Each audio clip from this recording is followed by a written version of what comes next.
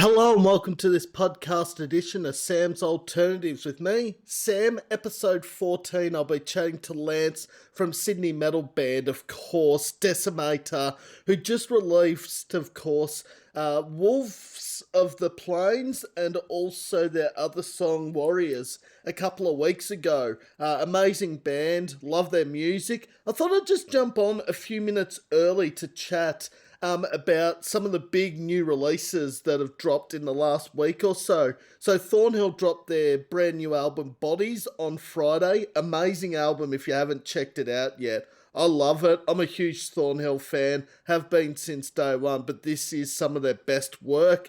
Of course, Druid dropped their new single Hostage. Also, Nightlight dropped their new EP, which is, of course, the What If I'm the Devil. Lance has just joined. I'm going to let Lance in and we'll get this interview started, as they say.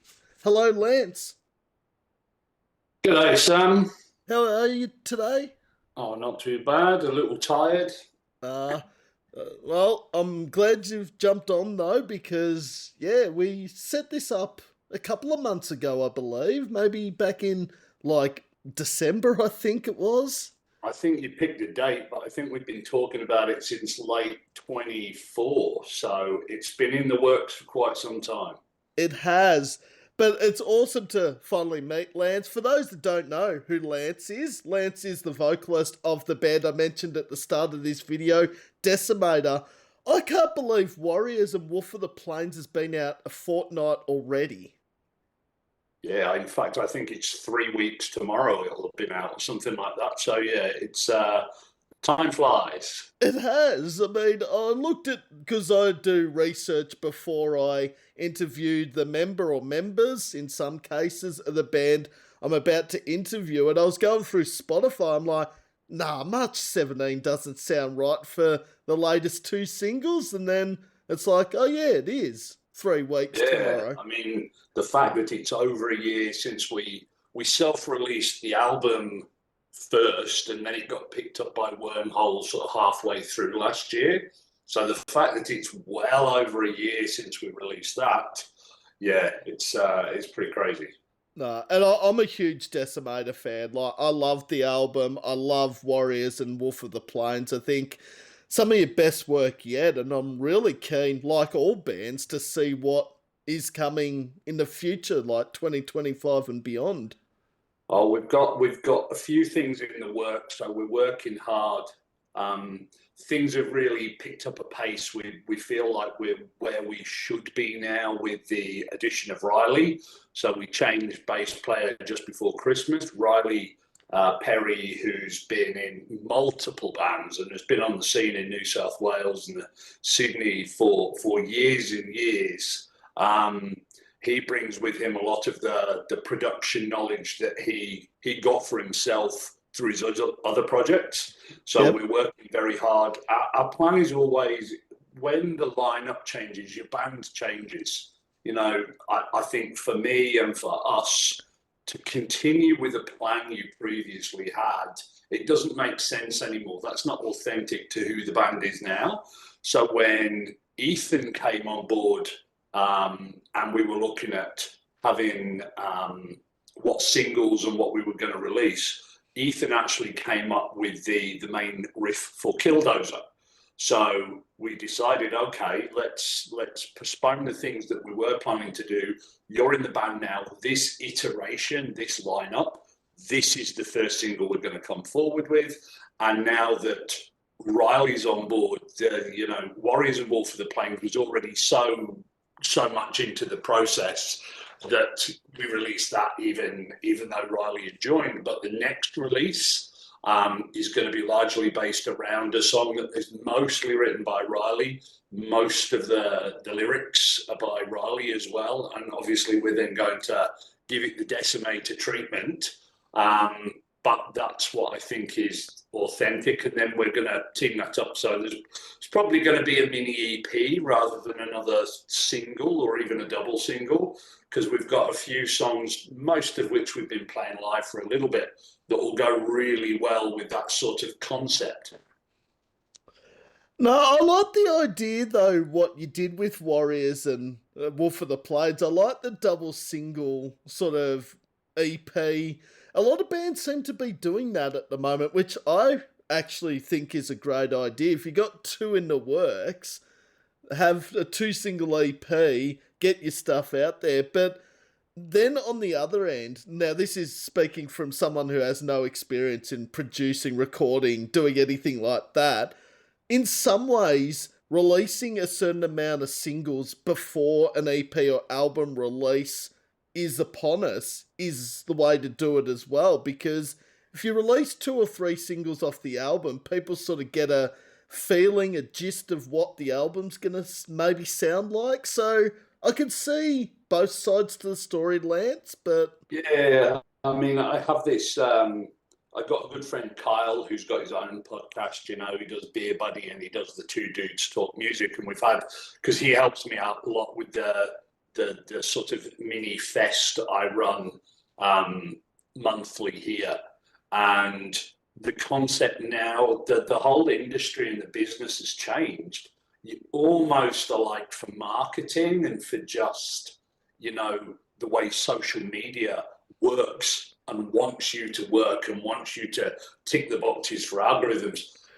Do you ever bother with albums? It should all be singles. And essentially, sometimes like 30-second snips get you more exposure and stuff like that. But to be honest, that's not a road that I see us ever going down. It's not what I wanted to do. You know, I'm very much, you know, brought up, you know, I was born in 75. I'm old, but that meant that the 80s, 90s, metal was albums. Yeah, you had a couple of singles off it, you know, so that is the way that I conceive of it in my head. And it feels like you're shortchanging yourself and anybody that's interested. If you've got two or three tracks and you're sort of sitting on them, I want to get stuff out there, particularly we try and hone things in live, and then you want to get it out there and you want people to hear what you're doing more than the however many are in the crowd at a show or whatever. You want to just get this out, and then to sit on single, oh no, they can't have the other ones, let's wait 2 or 3 months, now we'll give them this one. Oh, that would drive me nuts. It's bad enough waiting when things are going to production. And you know, with Wormhole, they're great to work with because they don't give us a timeline. We determine the timelines. But then when it comes to stuff for, okay, when are they going to release it? What's their calendar? What's their schedule? Yeah, we are a little bit then, okay, we've got this ready to go. When can you release it? When is it going to suit that schedule? And I'm like, oh, well, it's going to be a month or whatever. That's a little bit, just want it to be out there, you know? yeah, it's sort of it's there, you've recorded, you've produced it, edited, done everything, you just want it out to the world. And sometimes just waiting for the release date, it's sort of like, it can be sort of like, oh, just get this single out to the world. It's like when you're younger and you're waiting for Christmas. Or Mm, maybe when you're a little bit older and you know exactly what it is that you're getting for Christmas, but you can't have it until December the 25th. yeah. And you're like, oh, I know what I want. I want it to be there. I guess we go around that a little bit by, we always try and work on a song as a band. So if we come up with an idea of a single, it's not like a studio thing that we then take live later on. It's like no, we've worked on it. We'll rehearse it a few times. The writing is never just one person or even just two people. Everybody then gets involved and has their input. And we'll probably have played it a few times before that we get round and going, okay, we pretty much honed down how we want it to be. There might be a little bit of stuff that we do in the studio as we record that we go, oh, that's good. But I don't ever want to get too far away from, essentially, when you play it live, that's what it's going to sound like. And in the studio, if you add too many bells and whistles, and it doesn't sound like that live anymore, because I am simple brain, don't want backing tracks to add orchestras and stuff like that. I'm not going to rule it out and say never, because most people are proven to to go back on that in the future and, oh, we'll never do this, and then they do. But I can't get my head around most of that at the moment. So for the time being, it's going to be, yeah, a good version of what we play live is what you'll get recorded. No, very sound and strategy. And if it works, which it obviously has for Decimator, I think why change the way you make music or how you release it or whatever the situation is? I think yeah. Like, I think with social media nowadays, and you did mention it back a minute or so ago, Lance, that the 30-second snippets, like, the interesting thing is to try and get someone like liking it or grabbed, you have to get them grabbed within like half a minute of the song or the snippet, because a lot of people's that word again, extension span is literally 45 seconds probably now. Like, 5-10 years ago it was probably a minute and a half they could listen to something. Yeah, look, I think that is something. It's hard to know whether that is what people's attention spans are, or whether that is what the algorithms of the platforms are determining them to be. And I think by essence, it almost gets shorter and shorter and shorter. And it's difficult because if you want to play the game with the system, then yeah, the logical thing is that you go towards that, and then you start writing and designing things around, okay, how do we compress the feeling of this into this one thing, right?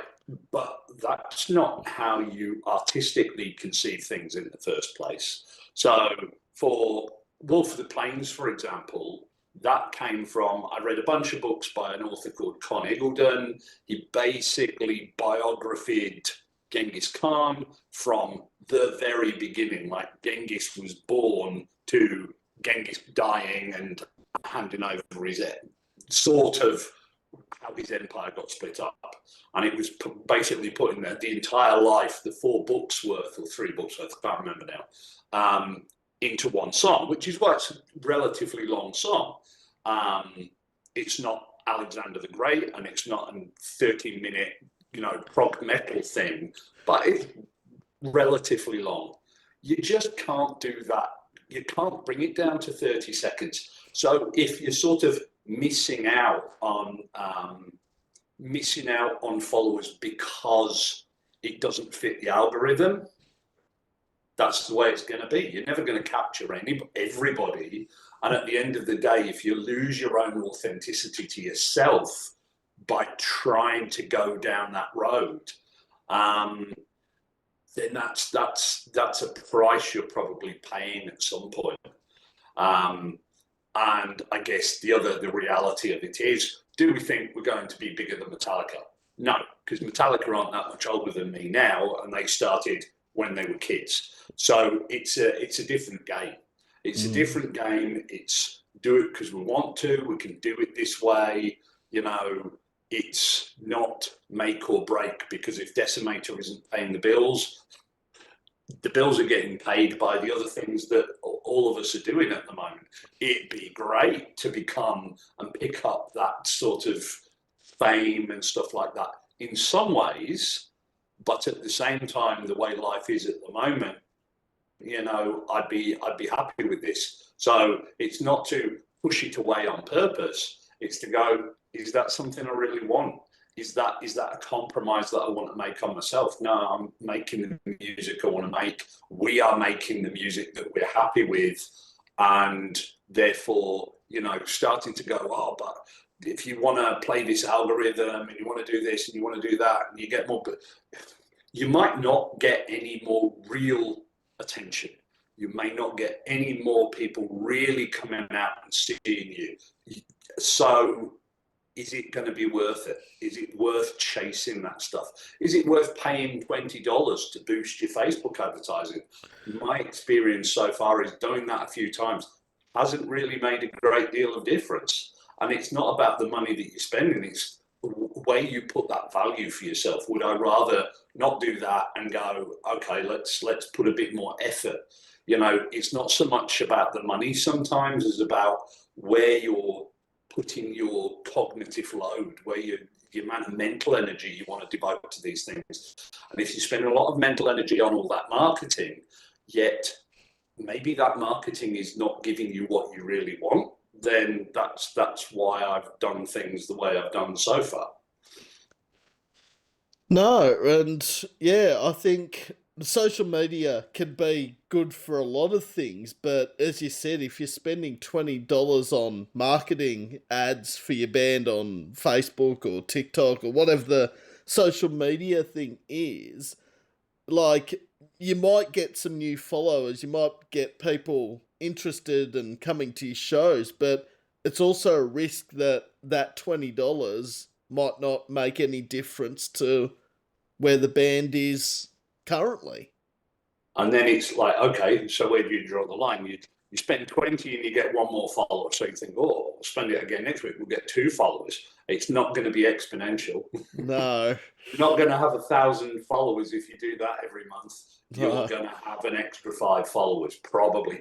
And I mean real followers, because this is why a big part of us is to play live, get a reputation for, yep, they're good, you know. We're not playing the sort of stuff that's reinventing the wheel, you know, classic, thrashy, groovy, whatever you want to call us. And I don't know what to call us. We just play what we think. Yeah, that's good. Yeah, that makes you, that rocks, that whatever. You know, subgenreification. I don't know. I don't get half of it anyway. Song's clear, yeah, all right. But the other thing is, it was written in a critical way on an early review of, oh, they don't seem to know what they're doing. They're doing a bit of this and they're doing a bit of that. Everybody used to do that, and then everybody started feeling like this pressure of, you've got to write everything in a certain way and everything's got to sound like that thing. But you know, if you spend 2 or 3 albums, for example, if you're doing the album thing, and you've carried on doing that, it's, well, that's your sound. You do a bit of this and you do a bit of that. That's the way it is. Mm. But you can't judge that off the first, oh, yeah, they don't know what genre they want to be. No, they do. It's metal. That's it. And like, because we know there's, like, everyone's like, oh, what sort of metal is this band and what sort of metal is that band? Because there's that many subgenres in metal. There's, you know, there's thrash, there's death, there's doom, there's metalcore, there's new metal. It's not like there's just one genre of metal. Like, there's thousands that seem to have come from nowhere, really. Yeah, and why do you want to pick one? You know, because your influences, I mean, I would say your influences probably aren't just one. No. There's probably several. Now, it doesn't always work to mix multiple together, but I do think that, for me anyway, it's authentic to mix several together, so that's what I'm going to do. And it's not like a conscious effort. It's like, oh yeah, that riff goes hard. Yeah, and that will go into this, and, you know, being as I write most of the lyrics, it's also what fits that lyrical content, what kind of goes well. So, you know, Wolf of the Plains is very 80s Maiden kind of vibe, and I didn't set out to do it that way. It's just that's what sounded right with it.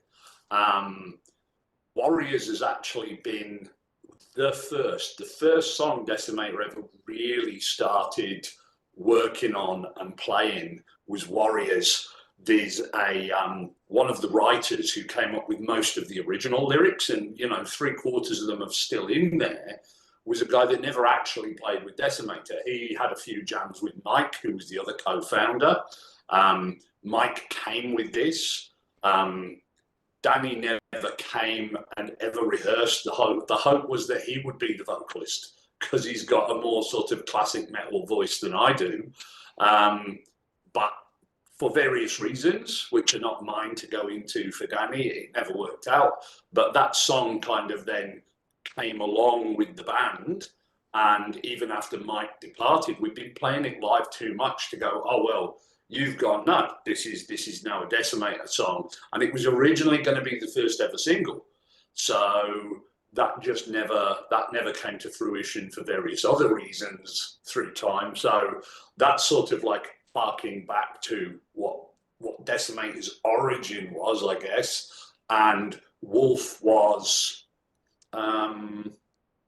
yeah, an idea that I'd had fairly early on, and we'd worked on it a bit in the early iterations of it, but it never had enough to really be done. And then it just made sense. Okay, you've got these two sort of stories from hundreds of years ago, and that sort of historical writing songs about history in metal. It's like as metal as it gets, right? That's what I think of. Yeah, you can the thrashy political stuff, or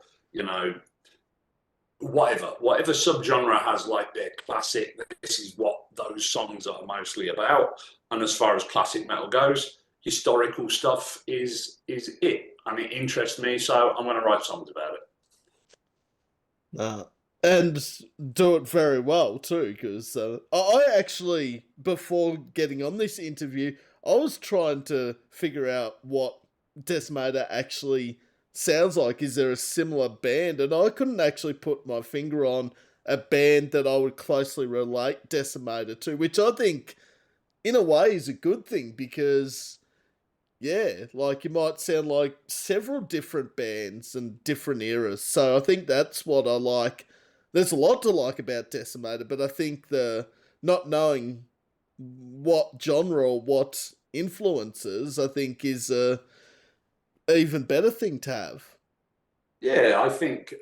Well, thank you, Sam. I think that's a thing we had from feedback is obviously there's a fair bit of Maiden, because that's a big influence on sort of certainly my lyric writing, but then I specifically try to not write lyrics in the same way and not go back to the same old tropes and not go back to the same old, verse, chorus, bridge kind of thing. Fight against the formula that you're most comfortable with because you can see yourself falling into it. So don't do it again. Some of our ones, we'll talk about the chorus and then you realize, oh, we only actually do that once. So that's not technically therefore a chorus because we don't refrain to it.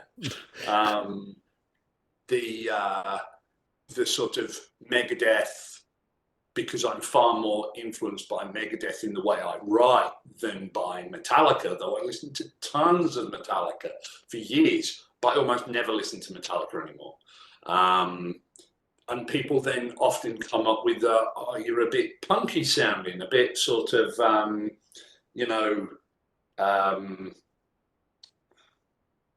the punk band that Metallica covered with "So What" and stuff like that. I can't remember the name of it. Yeah, I know the band, but not off the top of my head without Spotify in front of me. And sometimes people are like that, and I think maybe it's because you can maybe tell because I'm English. Sometimes in some songs the English accent comes through more, and I'm not. I don't think I'm a singer. I mean, I do that. I do the vocals, but that's pretty much where I consider. Okay, yeah, I do the vocals. That's it. I play guitar and do the vocals, but I'm not per se a singer, and therefore sometimes that sort of gruffer delivery, the way I think of the pattern of vocal delivery and the vocal lines might sound a bit more punky because of that. You know, so yeah, it's you've got like, but we don't sound like early Maiden because they often got put that punk aesthetic. Diano had relatively short hair, but he was more of a singer than I am, I think. So it's yeah, that's what I mean. We cross over. And you've got to appreciate what you sound good at. So we can't do pure power metal because if you're doing pure power metal and you haven't got a vocalist who can really hit notes, then you're not gonna. So trying to sound like that when you're not going to doesn't make any sense. It doesn't make any sense to me. I try and sing better every time and pay more attention in the studio. But yeah, like I said, to not be, oh, they just sound like so and so, then that is a compliment, because it's like, well, that's good, because otherwise, if you just sound like so and so originated it. Why not just listen to them? Mm. No, very, very, very true. All that Let's said there, and yeah, it's truthful, it's factful, and I think yeah, I think you're doing a lot of things right, and I'm glad I came across Decimator. I think there's a lot of bands here in Australia at the moment that if it wasn't for Spotify or if it wasn't for Bandcamp, it wasn't for PR people, I don't think I would have stumbled across. And Decimator are one of those bands that, had it not been for Lance contacting me or finding them on, Bandcamp and Spotify, I probably wouldn't have stumbled across you guys. Well, I've got to say that the that goes both ways, because I think reading some through. I mean, I don't think anybody does as big and complete lists of everything that they're playing on a Spotify playlist or whatever as you do, Sam. And I often, well, I do go through those lists to see whether Decimator's on there Yeah. somewhere, but also some of those names that I'm not already aware of, and they're not. I already know. Oh well, that's more metalcore. Metalcore's not massively my thing. I don't mind it, but to find a few and then go, oh, okay, I didn't know that that was a band. Have a little listen to that. So I think that's going back a little bit. That's one of the advantages of some social media. You, Ez from Heretic Frequency, the guys who are doing several of these sort of radio shows and then play it back.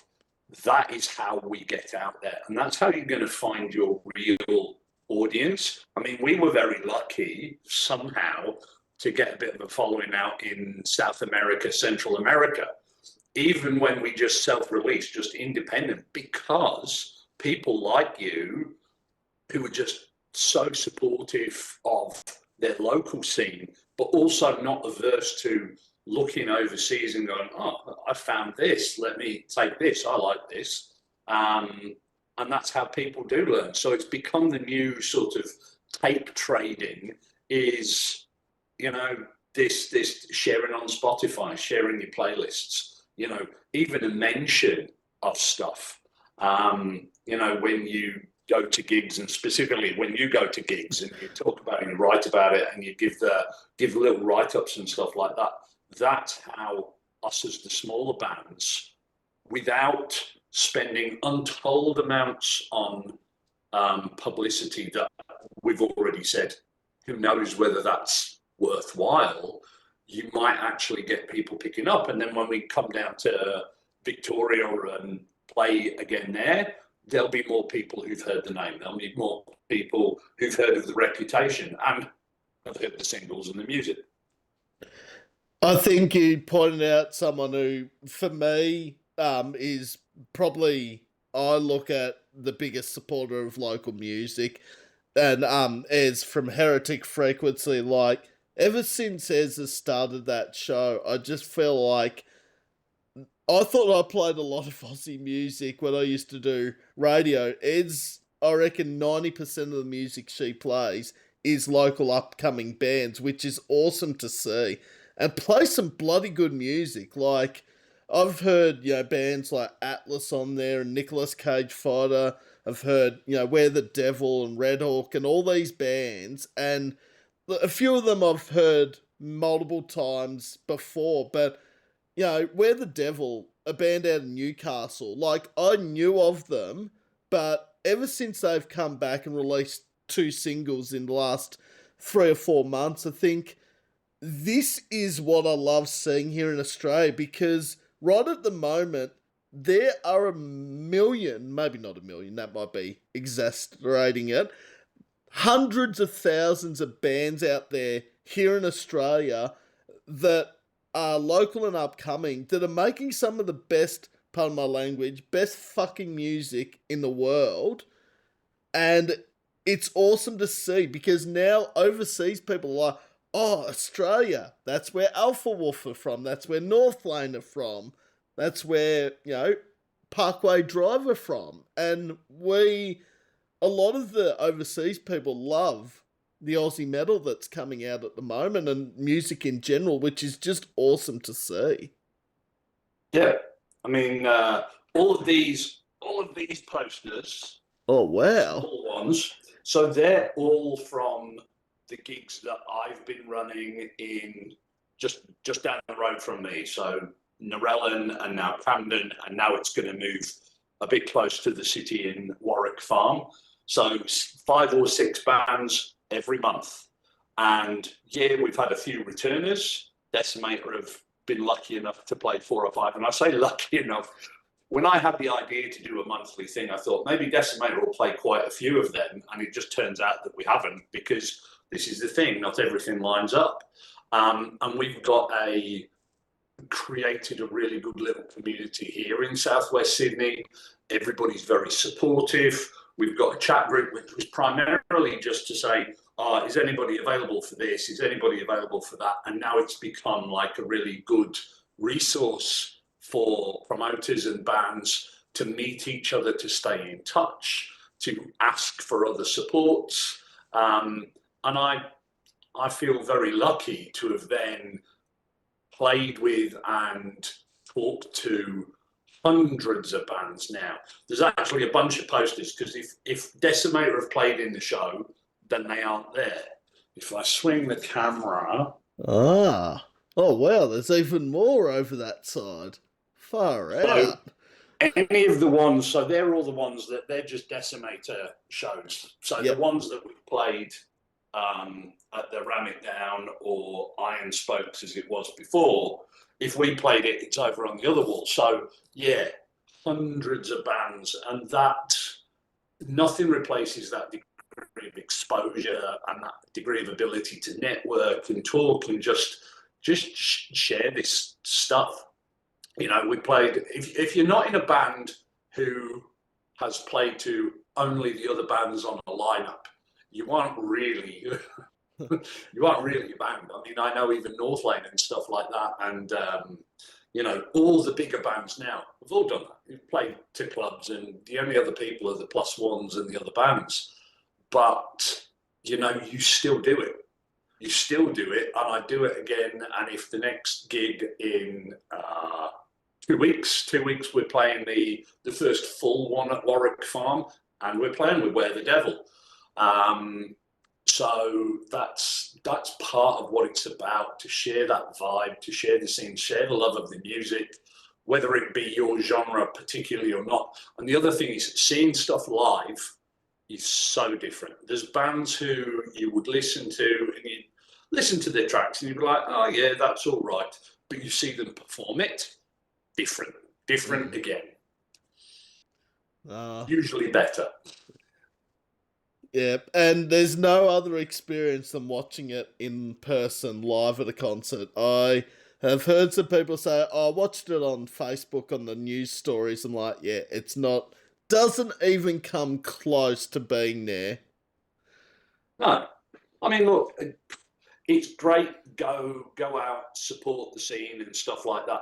But look, there are some people who just can't, and there's the other benefit of social media, is that you can at least be a part of it. None of this gatekeeping bullshit. Oh no, you're only supporting if you're not there live. You're not there. What if you can't, for whatever reason? For whatever health, whether it be physical, whether it be mental health, you just can't get there every time. It still counts. A like, a comment. You are supporting it. And as far as I'm concerned, yeah, it's great to see people right at the front moshing when you're playing live, but a comment from somebody who can't be there for whatever reason, you don't have to explain why. No. That's still support. That's still support. No, there's no tier list of this sort of stuff. Yeah, when we're playing live, you'll get a mention if you're right in my face, giving it the horns during guitar solos. Of course you will. Appreciate that. If you're sitting at the back, you're still there. Yeah. You might be like me. I sit at the back because my knees are killing me after a couple of hours. Fine, no judgment. And if you're not there and you're just able to sort of send a support message or just click a like or whatever, that's cool. It's all support.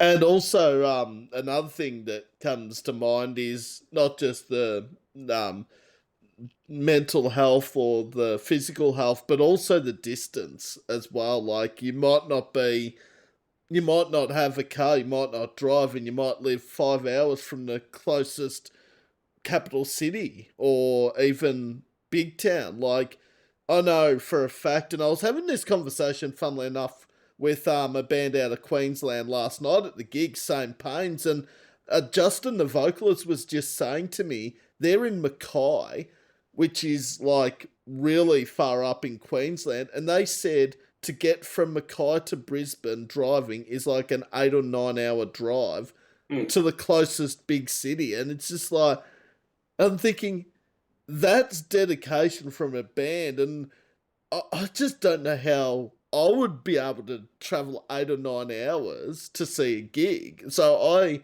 take my hat off to anyone that travels any amount of distance to a gig. Absolutely. Absolutely. I mean, there are things, we're in a massive desert island with a few points of civilization, but there's what's cool is there's bands kind of everywhere, and yeah, hats off to those guys. And I'm always really happy when we can give a spot to them on the Ramit Downs and stuff like that, and kind of try and get them a bit more exposure because they've got no one to play to. If they're playing their stuff in their local town, nobody wants to hear it in their local town. I think it's very good what I hear and what I see is going on in Dubbo and stuff like that, where they do have a little scene, but it is a little scene where like the same three people are in 5 bands or something like that, and that is not a criticism at all. That is just that's how it is. If you love that, then you're going to do it. But yeah, we have got some issues in our country, of the countries that I know of. So, most of Europe and Scandinavia and even the US, you've not got to go hundreds of kilometers to get to the nearest place where you could even play. Generally, you might go somewhere and it's, yes, it's only you and a few other people, but, we just do what we can. And, and that's it. You just do what you can, do your best, spread your music, do what you love. And I mean, I guess that comes back. If people like what you're doing because you like what you're doing, that's the best. If you change and you do something that you think people are gonna love, and they love it, but it's not what you love, that's where you're making the deal with the devil, right? And in a bad way, because mostly deals with the devils are pretty cool. Yeah, generally. Oh, all right. Well, 30 minutes of chatting and we haven't even got to the questions yet. This might be a world record. I might have already somewhat indirectly answered some of the questions, but we'll see how we go. Well, actually, you sort of did mention a bit about how the band formed there, Lance, so parts of it. So that's sort of been answered. Yeah. But yeah, we'll see how it goes. So pretty much, Lance, what happens is I ask you a bunch of questions about Decimator. Then at the end, the tables get turned and Lance has the opportunity to ask Sam a question. Politics, geography, science. Nothing's off limits. I've been asked some pretty weird stuff, so it's... Now, speaking of Decimator and being on the list, Decimator will actually be at the top of the list on the next playlist because the Spotify playlist that I put up each time after an episode, the band I've interviewed always has 2 or 3 songs at the top. So Decimator will be 1, 2, and 3. Now, Warriors and Wolf of the Plains, and I've gone blank. Is it Legions or Killdozer? It's one of those 2. So, you play them both. That's the best way to resolve that problem, Sam. So Legions was the one that we got the lyric video done by Wormhole. So we were very happy with that because we didn't have, the creative input that we did with Black and Skies. I work closely with our artists. With Killdoze, the same thing. And we kind of haven't done promo stuff for Warriors and Wolf of the Plains because we've done a lot already. So yeah, it could be either one of those, Killdozer or Legions. Yeah. Well, they're both. Maybe I'll put them all in. I'll put both Legions. They're all and bangers, Killdozer. mate. Got it. Good. No, but yeah, maybe the 2 new songs and 2 off the album. Why not? Why not? And this episode will definitely be up within 48 hours. Could be a little bit sooner. Just depends on other commitments tomorrow, but it's looking pretty Well, it depends dead whether we finish talking in the next 24 hours, doesn't it, really, Sam? I think, yeah, I'd love to do a 24-hour chat, but I don't think I'd have the material yet, so... And also, that would go to like 4 o'clock tomorrow, and that would be a world record. Is there a world record? Is there a record for longest single podcast? I think the longest interview I've ever done was nearly 3 hours. And that was with a Melbourne band called Priorities. And the only reason it finished is because I'd forgotten that I was catching up with a friend the same night as the interview. And they're like, oh, we'll keep going. I'm like, I'd love to keep going, but I've actually made plans already. And after 2 hours and 45 minutes, I'm like, yeah, I think we need to wrap this up. Well, you were their priority, but they weren't your priority. I like the pun there, Lance. That's really... I was fully intended. So, and I love the Priority guys. Actually, I haven't seen them in ages. This is the longest I probably have gone without catching up with them at a gig or in an interview. It's nearly 12 months. That's unheard of. They must be deprioritized. Yeah.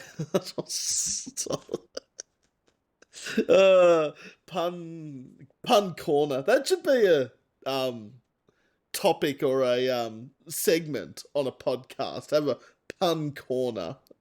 Well, maybe change the name of the next album until the enemies are all pun. I like that. All right. Well, we've sort of heard about it, but the full background of how did Decimator form as a band? So we're going back to early 21. And I had been wanting to do something with music for years. I used to play guitar, had like 1 jam, 2 jams when I was at Ned School back in the 90s in Scotland. And then just, the work hours in those days and stuff, it was just crazy. I ended up getting more into the strongman and the Highland games. So I was doing lots of stuff regarding that. And then for various things that had happened, start of 2021, reached out to Mike, who had put a, musicians wanted kind of thing. He was into similar influences. We had a jam together. Pretty much have to say that we clicked in many aspects of music straight away. And so we just decided, okay, he had the idea for the band name. And so that's what we just went forward with. And then it was a challenge finding other musicians to go around there. And then ironically, I think we did 5 shows. Mike didn't feel that it was something he could continue to do. And so I just ran with it because it was something that I'd always said, this is happening. Whether whoever else is in it, if I'm in it, it'll still happen. And that was it. Well, that was a lot shorter story about how a band formed than I thought it might have been, but... Oh, look, because there's things about the dynamics in there that I don't think have to be gone through again. Essentially, I was just determined that once the band existed, that it would continue to exist. And it would always exist in the same way that we talked about before, is that we would do music that was what we wanted to do, that if we thought it would kick ass, then we would do it. And if it sounds a bit more like this or a bit more like that, then that doesn't matter as long as it's what we're happy with and it's kick ass. And I guess part of the strength of the threads throughout was me writing most of the lyrics, because that will be, everything will kind of sound Decimator because you've got that as a running theme. That's the consistency. But in terms of being open to other people's ideas and, I've got this riff and it sounds a bit more this or a bit more, dude, that's fine. And it's very important to me that with any lineup and within the iteration, so, we had a drummer who's not on any of he never played live with us, but he was the dad of one of my son's best mates. And he knew Tony Blaney, who does the Your Mate bookings. He was big into metal, but he never really played metal in a band, even though he'd been a drummer. It was all just more the pop cover stuff. We wrote the first few songs, probably nearly everything that's on the Till the Enemies Are Gone album, except Killdozer, was written in those sessions. We had a bass player who I jammed with. We could not find bass players. Monty came in, he jammed as well. We did one show, and then unfortunately he had a medical issue, couldn't come back. I had a mate who I used to jam with. We just both played guitar. He spotted me in my house jamming away, and we used to jam together. He was a great bassist. He filled in for one session. And then the drummer that we brought into the live shows, he had a housemate that was a bass player. So when things didn't work out with my neighbor, we ended up with our drummer and our bass player both basically being in the band because they shared a house. And then when Mike left, I'd already played with Ethan in like a cover band idea. And I thought he'd be pretty keen, and he's an amazing guitarist. And at one point, like, I was something like 20, I think I am 25 years older or something. I'm 20 years older, I think, than Ethan. So they were all like slightly older than my kids. So then it's come back round again, because now that Cohen, the bass player, has left and Riley is 52, 53. So now we've got this half. We've got these couple of older heads, a couple of younger heads, but we all sort of link together musically really well. So there's the longer version. Okay. But yeah, but I think it's good though, like what you said about a couple of experienced heads or older people and then a couple of young ones. I think that's actually a really good mix, because yeah, I don't know, like if they're all the same age, or maybe 2 or 3 years difference, it's sort of, it can work. And I've seen bands happen where they're all the same age group, but I think in the case of Decimator, having a couple of young ones and a couple of experience really helps the situation.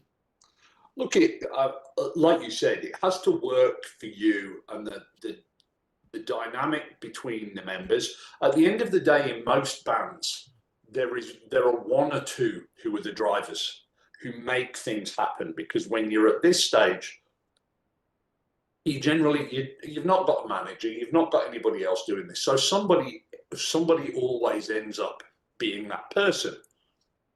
And generally, it's going to be the person who was there from the beginning, because it's going to mean more to them than it is to anybody else. That's not a diss on anybody else, but no. How can they take as much on board for it? The problems can sometimes come when the other band members really treat it as like, oh yeah, it's like an optional extra, and the person who's pushing starts to get a bit, if they get a bit resentful, or they're like, well, you're not really pulling your weight. You're not supposed to be just a paid, you're not a session musician for what little money you might get out of live gigs, because nobody's going to be a session musician for generally the amount that earns you. But there has to be more buy-in. You're in a band. When you're in a band, this is what you do. You work outside of that.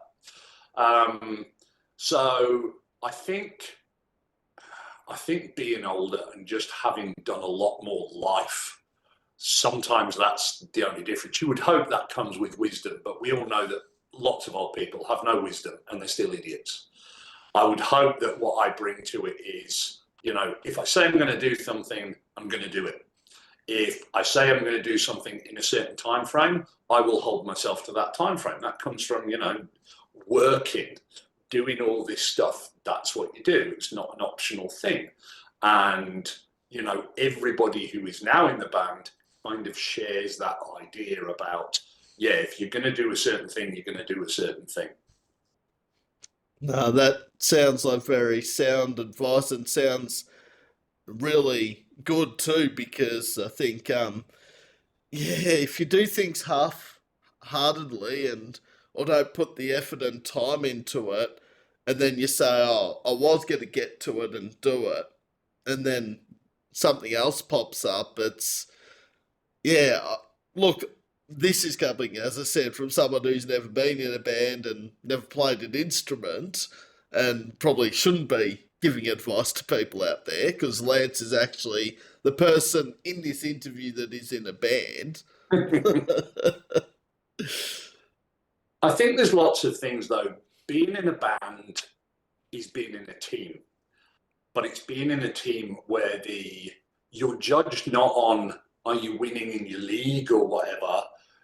You're kind of judging yourselves a little bit but you've got to be cautious about the judgment that you get from outside because it can't sway you from knowing that you're doing the right thing within yourselves. And that's a kind of unusual situation for many people. It's in some ways very the antithesis of modern life because, we've talked about the good side of social media. The bad side of social media is getting swayed by external judgment, often from people that you have no real interaction with, right? And letting that sway you. Now, if you're doing that in music, it can sway you from what your focus should be. Why did you start doing this? Now you're still doing it. So to stay within that sort of little team, working for very little reward most of the time financially. I mean, getting your stuff played, it doesn't matter whether you were getting 2,000 followers, 20,000 or 200 or 2 follows, Sam. I would still think that would be cool to get a play. I just do. It's somebody, your shit's good, I'm going to play it. That even that relatively small in the modern world, modern sort of social media side of things is good. But, and working with a team requires communication, it requires respecting everybody else that's within that. And again, that's something that has been difficult to find now. So much pushes that away. There's so much about divisiveness and all these sorts of things. So to make a band work to a degree, I think it does really help. You either get these bands that have known each other for years, so they're already kind of a team. They weren't necessarily playing in this direction or that, but they worked together because everybody knew. When you put that together, otherwise, having people within there who can respect. You've got your drawers on your time, you've got other shit to do, you've got a job, and the only reason you can afford to do what you're doing here in the band is because you've got your job. So you're balancing in that.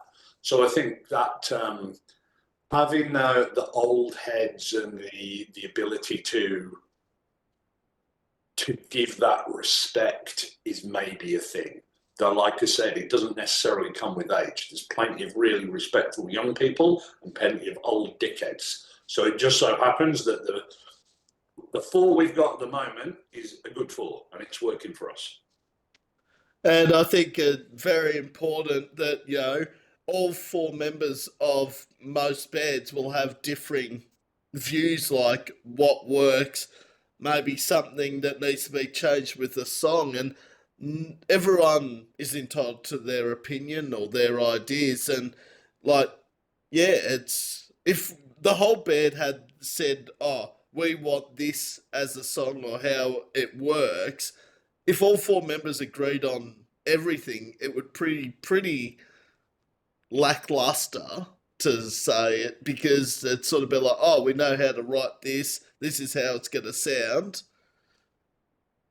That's quite possibly true. I mean, it's not so much about dissension, but about, somebody bringing up an idea that maybe other people haven't thought of, or you want everybody to feel free to speak up, but they're doing it with respect. Yeah. They're like, yeah, could we think about this? Could we think about that? And then I guess somebody's almost playing the chairman role in, mediating between the ideas. And the other thing at the end of the day is, okay, you do this. This is a long haul. The next single you release isn't the be all end all. Okay, you thought of that with that one. We'll do this one with this one, and then we'll bring that idea in for the next one or whatever. And just appreciating that if you're thinking about it, but like a soccer team going, well, the only thing that really matters is the next game. You're in a league, but like I said, the league is your musical journey. So, you said earlier on that Wolf and Warriors seem to be a step up from the album. And that's good, because that's the idea, that not only are we evolving as a band, we thought a bit differently about how we recorded. And with the next releases, and we actually did record a couple of tracks before Christmas. Those are now going to be out later, but we will revisit them with the things that we're learning about how Decimator works and what works for us, and not, be too influenced by, anybody who, people have got, everybody's got an arsehole, same as everybody's got opinions, right? So there are things that we now know work better for us, that we will do it this way, and we'll probably apply that to the tracks. Even though they're already done, we'll probably, repaint them in the same way as Warriors and Wolf. These new tracks are going to they'll sound even more decimating. I love that saying you just said there, Lance. It's like everyone has an arsehole, everyone has an opinion. I love That's that. not my quote. That's very old.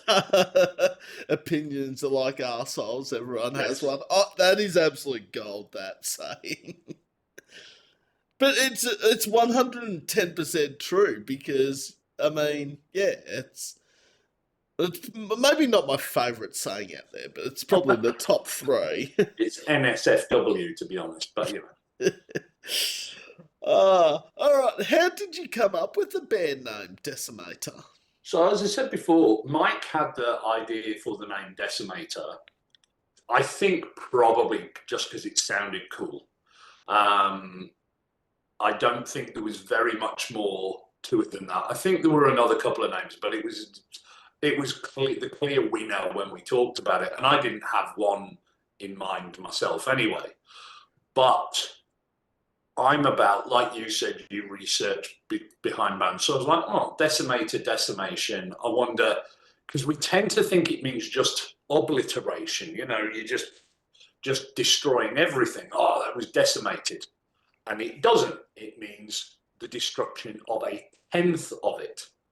And that's where it plays into the song Legions. There's a verse in there about where decimation came from. So it was a punishment used in the Roman army, in the legions. So if you deserted and you upped off, you've deserted, the penalty was 1 in 10 of the men in your unit, century, whatever, they would then be put to death, generally by being beaten to death. And therefore that was the deterrent, because if you knew your mate, who wasn't really a mate because he was planning to desert and put you in a 1 in 10 chance of being beaten to death, was going to desert, you would talk him out of it, or you would do something to him yourself. Because if he doesn't desert, he's just found dead in a ditch, you're all right. If he deserts, no, you've got a 1 in 10 chance of being executed. in a really brutal way. So we brought the name into the songs as well. And the eponymous song Decimator is based more around the idea of Warhammer 40,000 and the Dreadnought idea of the Space Marines. And there was one that I remembered. I was alive when Warhammer 40,000 wasn't even a thing. It came into being Games Workshop and stuff like that. And a sort of Chaos Dreadnought called a Decimator. So that song, Decimator, is not so much about anything else as purely that sort of engine of war. So yeah, the name came out of nowhere, but then I've put it into sort of two of the songs on the first album, and it did get leveled of, oh, these guys, it's not very original bloody name of a band. I think it was a Metal Forces did a review, and there are a couple of other Decimator bands. There's a death metal band in Brazil. There's a Decimator that was in the UK in the mid-90s, and I believe there's one in New Zealand, but they don't have as much out as we do. And that's not because I make a conscious effort to try and be quite active on social media, but possibly it's that. So there's not hundreds. You can pick quite a lot of other band names, and there's like 50 other bands who've been called that. So, that's where it came from. There's been a few of late in Australia that I've found, and it's sort of like, okay, why is this, a letter's been turned upside down, or they've had to put AU at the end of the band. And I can think of a band from my neck of the woods, actually, in Gippsland, called Atlas, and I didn't realise for so long until I spoke to one of the members of the band, because I thought, oh, Atlas just sounds like a band that could be, just one in Australia, and then finding out there's like 2 or 3 bands with Atlas in their name, so that's why they've had to turn the A upside down to look like a V. And same with Signals, a band I saw last night as well. I mean, they were at one stage SIGNV/S, because there were other bands called Signals, and now obviously it's Signals AUS. But yeah, but I actually like the idea that a band has an upside down letter or Australia at the end of the name of the band. I think it's actually very creative, and if for people that watch this, when you look up Decimator actually have Australia at the end of their name on Facebook, if people. And that was a purposeful sort of, when you get on Wikipedia and you look up a thing, and there's I can't remember the term they use for it, so that you don't accidentally go on the wrong one. So that was sort of a thing that we had to think about earlier on, because once we decided, okay, we're making the jump, we're not just, active in the rehearsal area, we're going on to social media. How do we disambiguate that and make sure people are following the right one? Because I did have somebody, it was a little while ago now, but I had somebody come up and, I've been following you guys, listening to your albums. And I'm like, dude, we haven't even released an album yet. I'm like, show me. And he's like, yeah, they're Brazilian. Yeah. They're the Brazilian Decimator. I'm glad you like them. And he said this after we'd already played. Oh, you guys are really good. Okay, that's cool. We are really good. So are they. That's fine. Once you hear the word albums, that was a bit of a giveaway that he was looking at the Brazil one. Oh, is somebody bootlegging us now? Is there something I don't know about? Like, have people released more albums on Bandcamp or Spotify that the other members of Decimator from Australia haven't been made aware of? But no. I have a funny story on that, actually, about the thing about you're talking about Wikipedia and all that. My cousin was looking up a band that are still around, but not sort of making music as much. That she wanted to research, and I said, "Oh, the band's called Postcards," and so she's typing in postcards as POSTCARDS, and she said, "Why is it coming up with a TV show called Postcards?" I'm like, Rach, it's actually spelt without the vowels. And then she typed in postcards without the vowels, and she's like, oh, now I see. I'm like, yeah, most people, if they hear the word postcards, they would put in POSTCARDS. But Well, again, it's a way of just disambiguating because the benefit of social media, lots of exposure. The problem, if nobody's super familiar, they could get the wrong one because unless they're familiar with you, they're not going to know. And particularly, it's why I kind of try to put social media posts every so often with band members in, because if it's all just graphic and artwork of whatever origin, then you could look at that. You don't know whether that's the band you saw last night because you can't see them. no, no, that's very valid actually. Either photos or tagging the members of the band in the post is very important because if it says Riley or Lance in Decimator, then you'd think okay, it's the Australian Decimator because Riley and Lance are two of the members. But Yes. if you just put Decimator, just played a show, but didn't say where or the members, people are like, well, hang on, is this Decimator Australia, Brazil, New Zealand? Where are we Mm. going? Yep. It's the thing you have to be aware of it because it's a potential thing. I mean, it doesn't have to be a big problem, and I think most of the time it won't be. It would be very unlikely that really we'd ever be in the same place as any of the other decimators.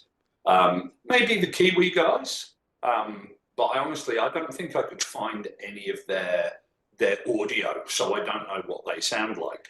We could conceivably play something with Brazil Decimator, but it's either here or Brazil. There's not many South American bands who come all the way over to Australia, and there's not many Australian bands who go to South America. So, one day maybe. So I don't think it's going to be important in real life, but on the webs, yeah, it could be. Definitely. All right, well, we've spoken a bit about Wolf of the Plains and Warriors because it's been out, 3 weeks tomorrow. What Yep. has the overall response been like for the two singles? Oh, look, it's sometimes a bit hard to tell because you're often relying on the metrics on the hated Spotify, right? Because it pays the least. But it's been all right. Um, it's probably about as good as we would have expected. Um, we've been playing it live for a bit. I think we started playing Warriors has been since we started playing that. We played that at the first gig.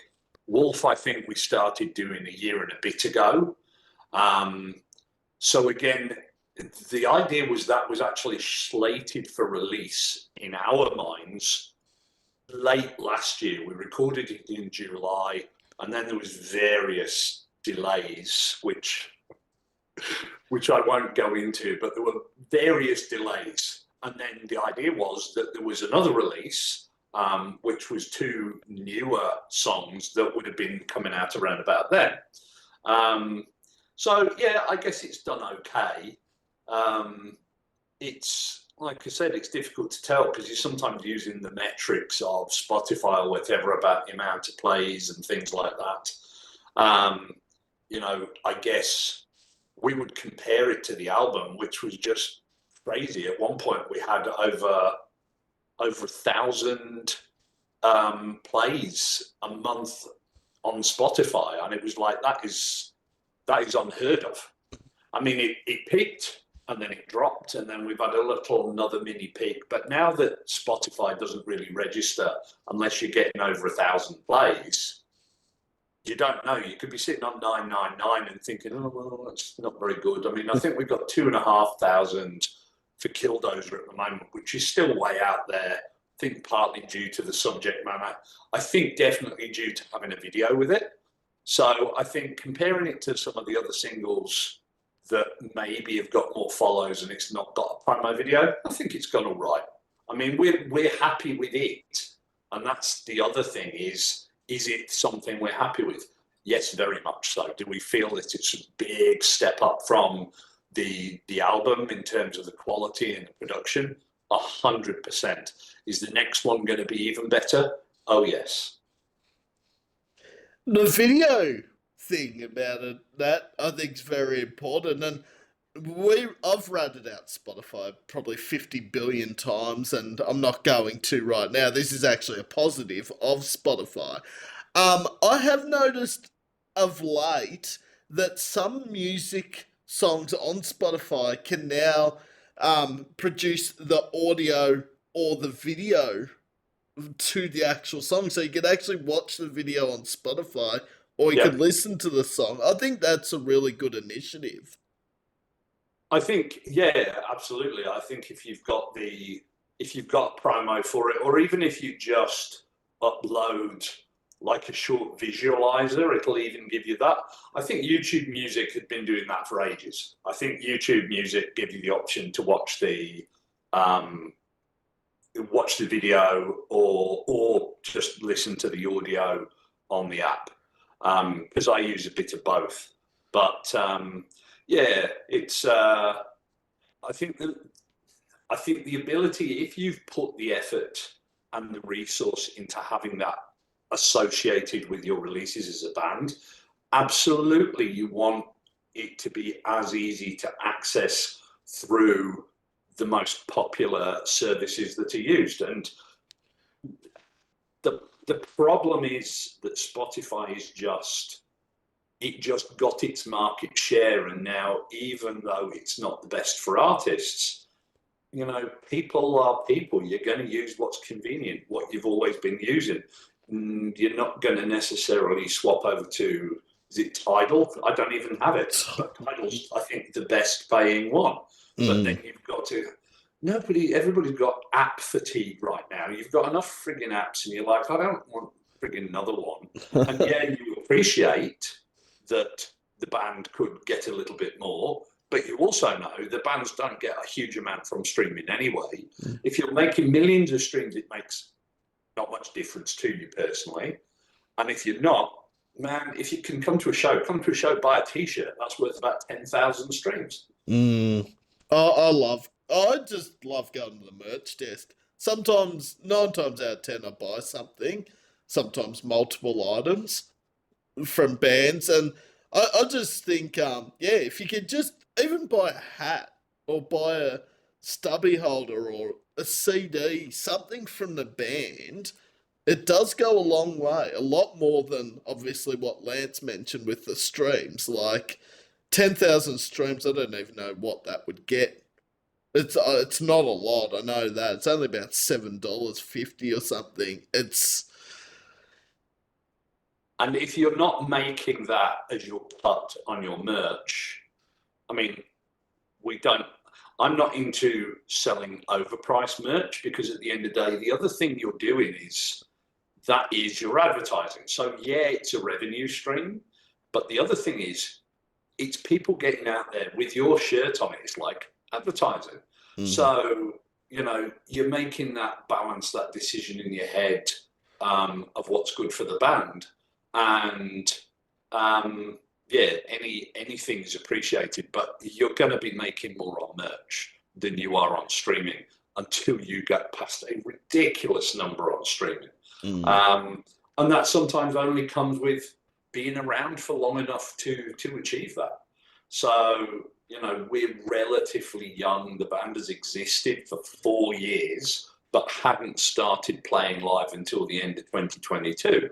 So, you know, 2.5 years of playing live to have got anywhere near what we've currently got, I think we're doing pretty well. It's hard to compare yourself, because what metrics do you compare to? But we're happy with we're happy with what it sounds like. So that can be enough of a metric for us. And there was a certain little thing in 2021 and a lot of 2022 that I was not going to mention, but a little thing called COVID that. Oh, absolutely. Like we couldn't rehearse. We were doing Facebook group chats just to check in as a band with each other. I work in a role where much of that I was still working, and yeah, so that undoubtedly made a difference. But you know, it is what it is. It was what it was. Mm, let's hope we never go back to that ever again. Yeah, working within the medical field, it's a tricky one. My fear, and we'll just do this very, very briefly, right? But have you ever seen the film Contagion? A long time ago, I reckon I have seen it. So about a horrible virus breaks out in Hong Kong, goes around the world. Scary, almost worst case scenario. People forget that COVID was not too far off a worst case scenario, and in some places, absolutely devastated populations. And if the response hadn't been as swift as it had been, then things could have been way, way worse. Now, that is not to say that everything was done perfectly, and that is not to say in retrospect that some things seem to have been a bunch of shit. But if the response to a potential pandemic, epidemic that looked potentially as serious doesn't happen again, yeah, we won't be thinking, oh, we're so clever. We'll be thinking, oh, well, we won't be thinking because the world would not be the same. Now, the world is not the same, but man, it was bad, and yeah, it's difficult because some things you only know afterwards. I will look back, you know. Anyway, that's as much as we'll do about COVID. Sam once said he'd never mention the C word ever again on a podcast, and he's lied about 55 billion times about it. Oh, look, it happened within very recent memory, and it was massive. I did write, actually, there are lyrics to a song, but I wonder whether it's even worth doing now because, you know, we've moved on. The world has changed. Sadly, lots of things about the world have come back to as bad as they were before. But, you know. Totally true. All right, well, I've probably got 3 more questions, and it felt like we've covered so much without many questions actually being asked, Lance, which I love. And I just can't get over where the time's gone. It feels like we started 2 minutes ago, not an hour ago. Yeah. It's look. I think when you've got good flow going on, Sam, when you do your job as an interviewer to just elicit the responses, that's the mark of good interviewers, right? And I've loved every minute and all the stuff that I've heard in this interview and all the interviews I've done. It's just like, I just feel like I'm sitting here and listening to so much great advice, the best banter, the best stories that you could hear. And honestly, it doesn't even feel like an interview. It doesn't feel like I'm actually interviewing. It's more just a general chat with the other person on the other end of WebEx. Well, I think maybe you pick your subjects very well, and they're the sort of people who are going to, you know, I think generally at the end of the day, the reason we're into music and the reason we're doing this is to share what we feel, what we think, or just our creations. And so if you get somebody on there that it's like pulling teeth, dude, you're probably not making music anyone wants to hear, and therefore it might not be on your radar. So you get people because they gravitate towards that and they want to. You're giving them the opportunity. You're giving me the opportunity to tell more about Decimator for another audience who's maybe not aware. And that, at the end of the day, that's what I love about this is that, okay, I might not get the band 100 new followers, but if I can get these bands that I've interviewed more exposure and get maybe 10 new listeners a month, then that's, at the end of the day, that puts a smile on my face because at the end of the day, this sounds weird saying this. It's not about the views. Like, the views are great, and I love that people are watching it. But at the end of the day, I said this to someone last night. I'm happy. I'm loving what I'm doing.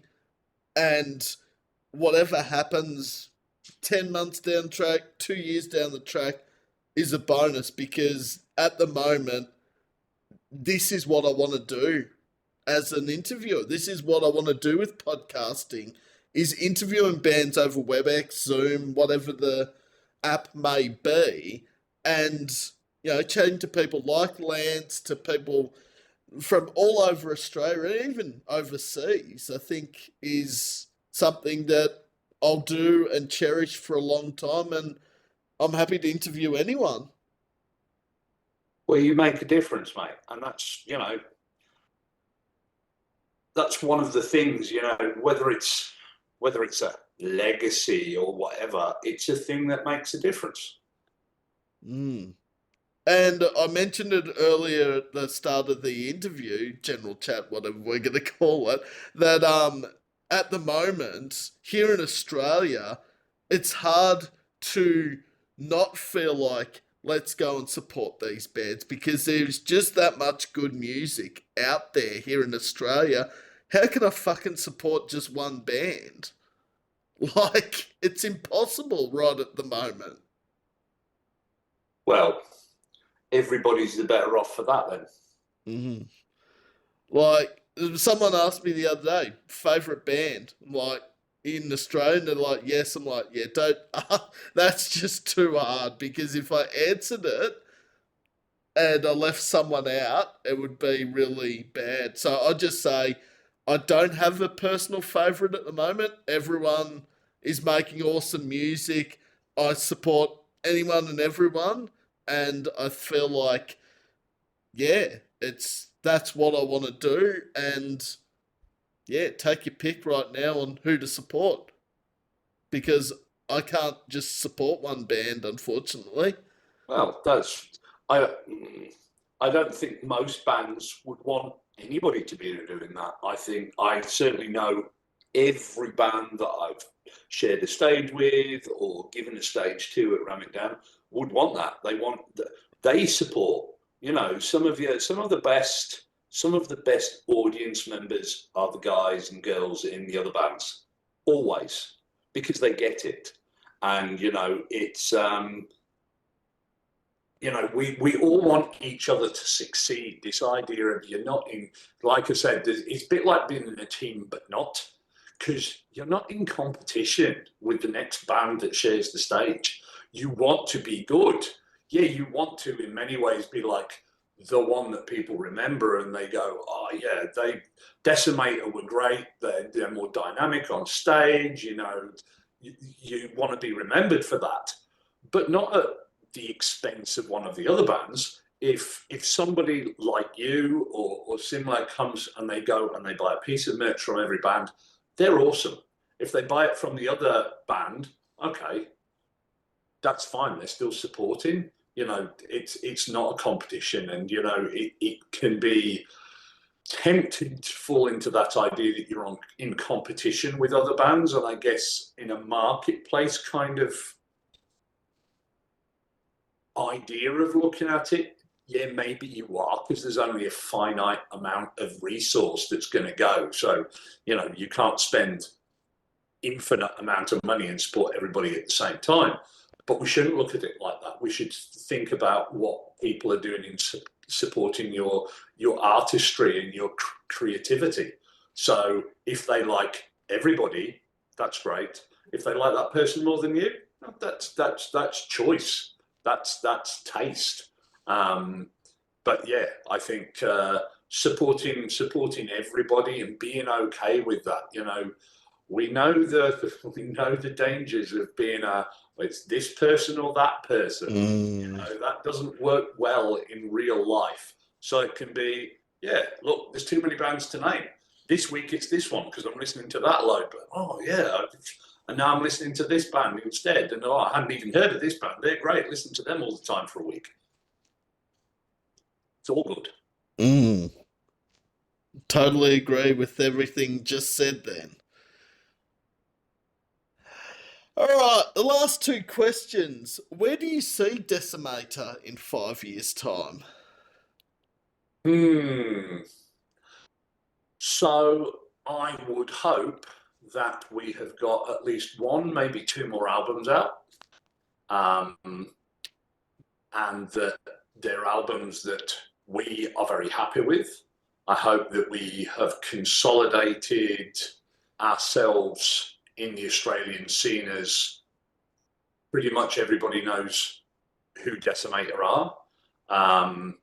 We will still be playing a reasonable amount live because if you're not playing live as a band, then I think there's being in a band and there's just wanting to play music. So there's lots of this thing about, oh yeah, you can be creative. You can never stray away from your laptop. You can self-produce and do all of this stuff. And that is great. That is for you if that's what you want to do it.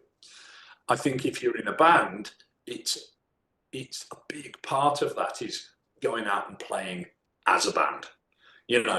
If your thoughts of why do you want to be in a band are from some sort of influence, then it's going to have been that band that influenced you was about getting out there, playing live and stuff like that. So I think 5 years, it will still exist.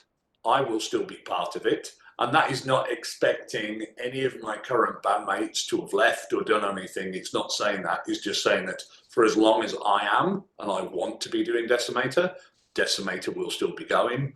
And yes, I want another couple of albums.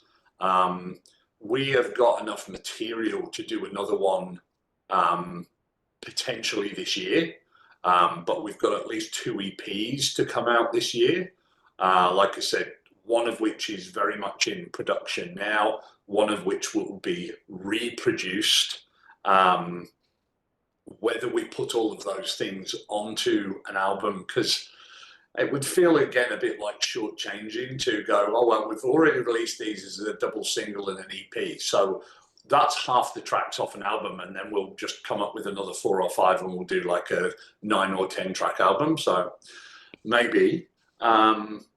And whatever comes about, a lot of the things that we've already done have just been achieved by not going out and pushing hard for it.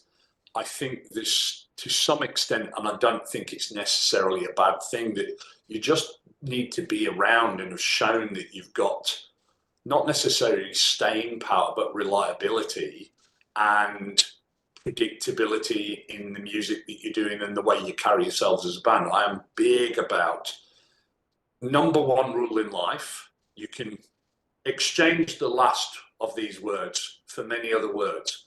Don't be an asshole. Just treat other people, do the right thing, be professional. And I think that's given Decimator a lot of the opportunities that Decimator has had. I will continue to be doing the gigs for as long as we have a venue that we can do the gigs in, and that's kind of almost as much Decimator. I think one of my bandmates said, "But you do that. You do that. You make that happen as well." And I think they're almost the same thing, because I don't run it as businesses. It's like Decimator is a lot of me, and so are the Ram It Downs and stuff like that. So it all kind of goes hand in hand. It's where I am in metal, and Decimator is the band that I am in that is part of that scene as well. The good goals and achievable goals too in 5 years, I think.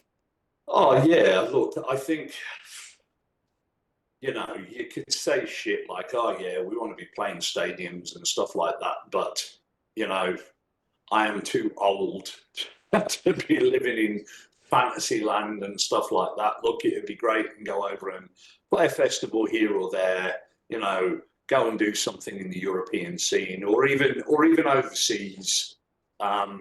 because I think our style of metal, you've mentioned a few bands like North Lane and stuff like that. That particular genre seems to be a big thing. It's what Australia is now known around the world for, that sort of thing.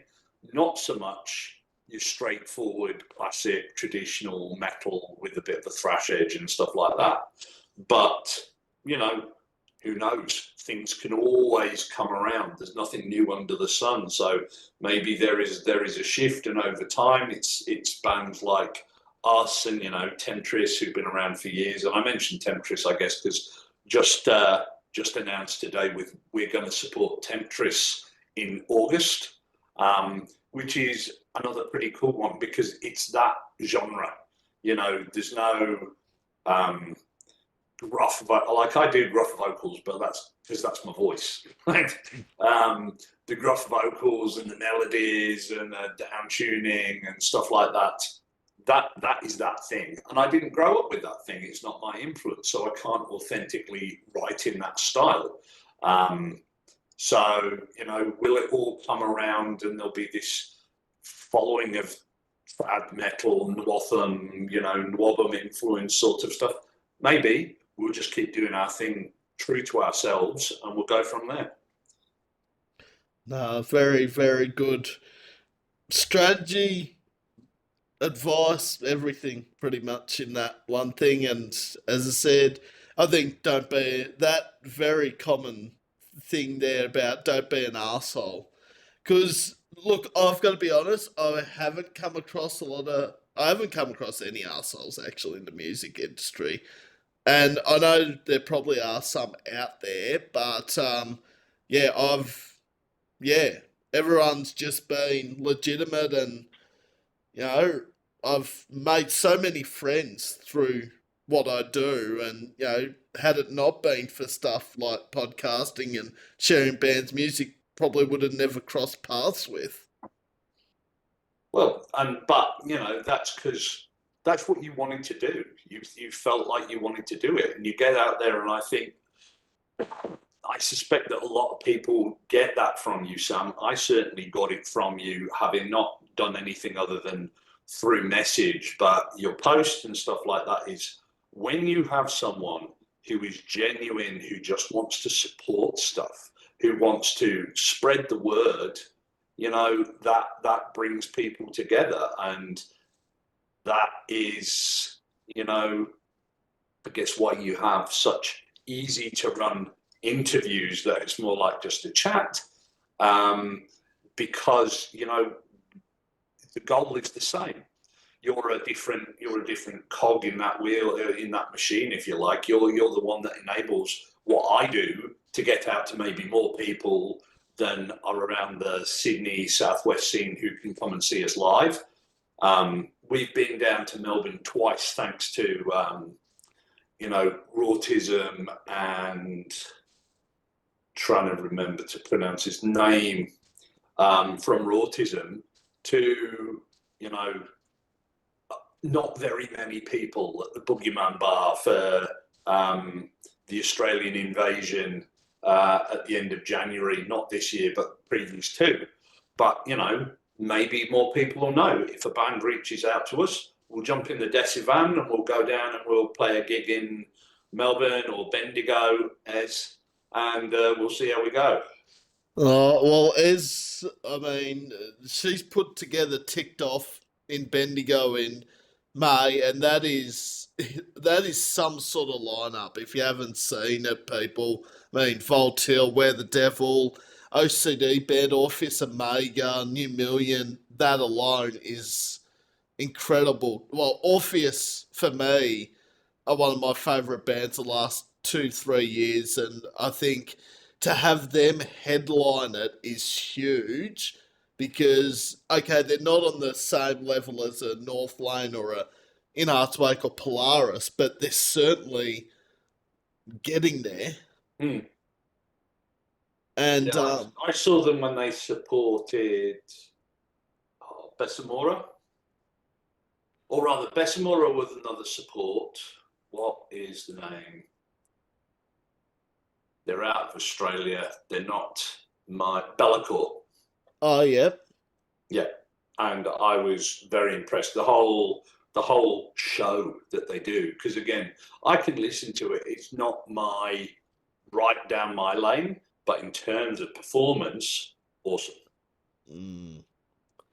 And sometimes the best shows, and I've said this quite a bit, are when maybe it isn't your style of music or not your genre of choice, or sometimes the best shows are when you don't know any of the bands playing. I've been to a lot of those where I've known none of the bands or seen them live before, and I've walked away going, wow, what did I just witness, sort of thing.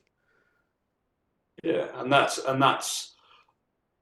a testament to you as well as a supporter of the scene, Sam, because you go out and you'll allow yourself to experience, and it's not like, oh, I want to go and see this person, I'll go and do this. No, I'll just go and support the scene, and I'll find stuff to support.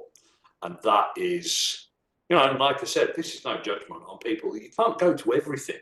No. You can't be the savior of it all, but know that all bands appreciate you getting along there, even if you sit at the back of the room. Yep. And Sam is one of those, except for Friday night. I was actually very close to the front. I don't know how I worked that in, but probably because it was a small venue. I get the feeling when it's small venues, I seem to be at the front for some reason. When it's a big venue, I'm the chicken at the back, sort of in the corner. Being there is what's important. Mm. And also approaching bands. A lot of people say, should we approach bands and tell them they're awesome at the gig? I'm like, absolutely. Yeah. 110%. I mean, no band out there that I've come across hasn't wanted to chat. Some have just literally stood in the corner and wanted to chat for like half an hour, which I love, but it's sort of like, yes, it's good to see you chatting to me, but there are other people out there that love your music too and you want to catch up with. I'm I'm a thing about that a 2 minute chat with one member of a band is as good as anything. Yep. Yeah. I mean, I always, once you've done the pat down and stuff like that, it is very cool. It is very cool when people come up to you and say, "I really liked your shit," and if that's it, great. If they talk a little bit more, that's great, because you've got to know that that's one of the things you're there for. And if you get enough of a connection with people and they want to talk to you, it's because it worked. It's because what you're doing and what you think is cool, they also think is cool. That's what you're trying to do, isn't it? Mm. Otherwise, you wouldn't be on stage. And I've got to admit, at first I was hesitant, like approaching bands because not being in a band, sort of being from regional Victoria and all that. I'm just like, I tried it once. I'm like, okay, what's the worst they'd do? Walk away or just not want to talk? That's the worst case.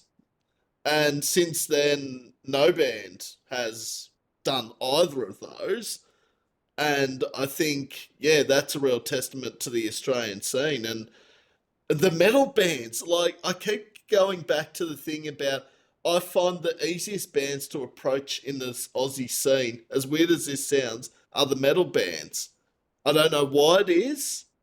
Maybe because you think, oh, they scream on stage and they're rowdy and hardcore and all that, and then off the stage they're like just genuine people.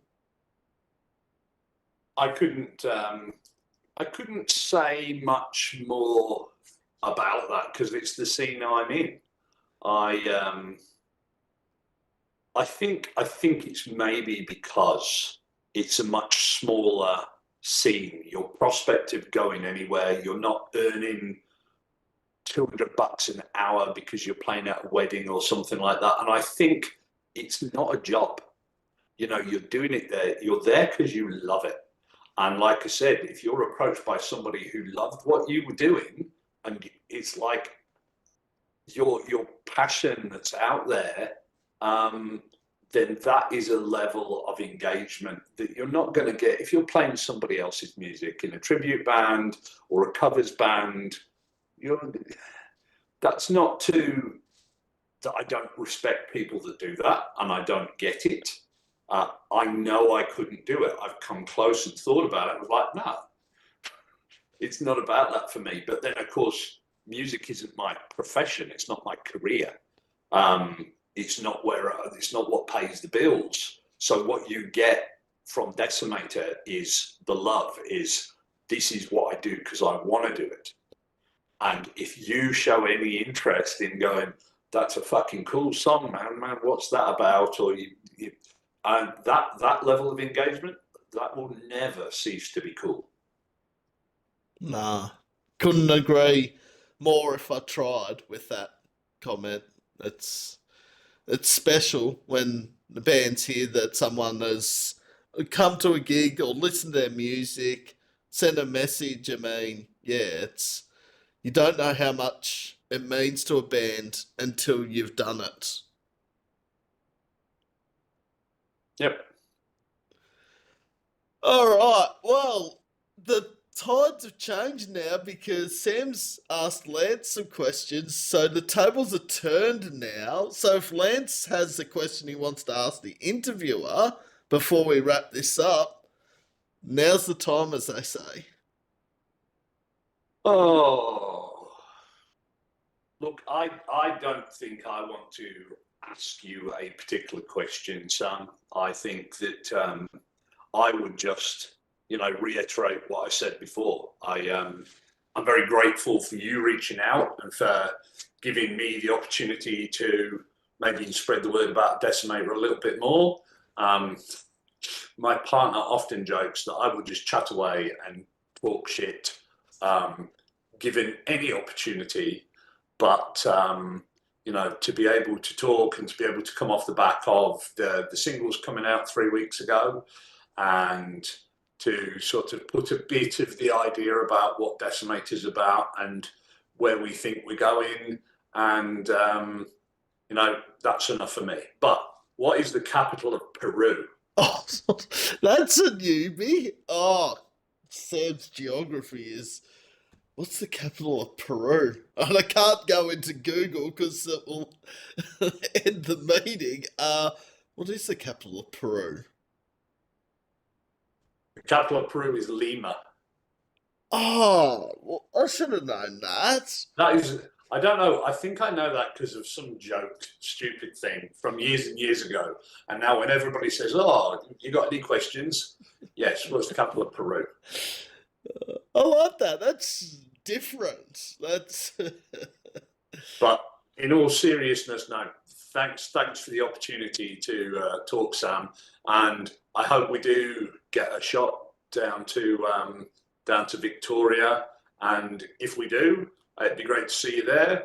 But would totally understand if you're supporting 34 other gigs that month. Yeah, but I Until do you, actually like if Decimator were to come to Melbourne, I would put in can't work, got gig on that night straight away. well, the only thing I know is I'm down in Victoria throwing again in King's birthday weekend. I'm definitely planning to do down in Port Arlington. So I get down to Victoria, but we don't necessarily bring the rest of the band. I just go and throw some things. So we will see. Yep.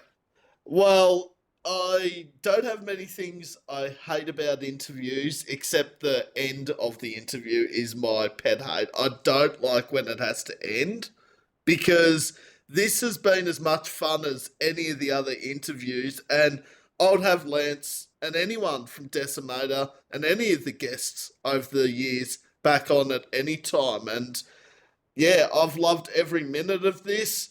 I will keep supporting Decimator because I love their music, and yeah, I'm hoping there's going to be an episode 2 with Lance and Decimator somewhere down the track. Well, hopefully we'll get the next release out We're looking maybe at August, but we'll see how we go because we want to do justice to the tracks we've got. So, you know, taking your time over things, balancing that against the urgent feeling of just get some more stuff out there. You know, it's a balance, but we will err towards making sure that we're happy with it rather than just getting it out there. No, very important too. Not rushing is a big thing because if it takes a little bit longer to get a song or an EP album, whatever it may be, out and it's a good finished product, I'd say the longer the better in some cases. Not too long. I'm looking at Oh, you, no, Sarah no. Lees. Sarah Lees from New South Wales, looking at you there. Yeah. I can think of a few bands, not in Australia, that have gone a long time without releasing an album or songs. There's a progressive metal band that most people would know called Tool that have a tendency to have 8 or 9 years between album releases.